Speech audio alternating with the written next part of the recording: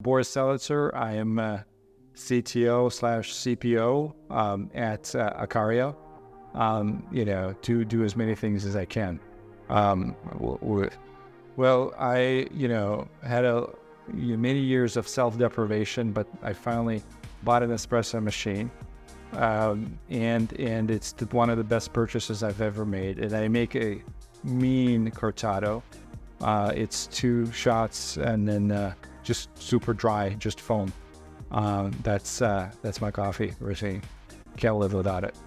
What have you seen as far as well done prompt injections or looking at a specific product or AI product specifically, right? And people being able to protect themselves against prompt injections or just toxicity or ways that it could go off the handlebars? Honestly,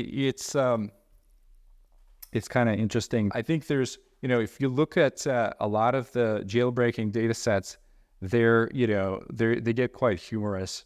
But there's things that are, Dan, or this is the yes man, or so on and so forth. And so you can actually kind of expand those into application specific scenarios.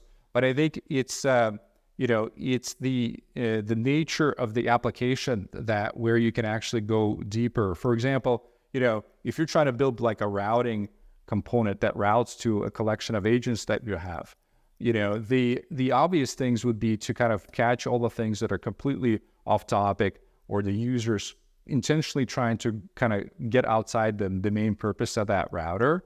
And so while it's not necessarily malicious in nature, right, it might be sort of like, misguiding routing decisions and so on. So it's kind of like, there's like jailbreaking has this extreme sort of connotation in a lot of the large model sense where people are coming in and intentionally like trying to hack this thing.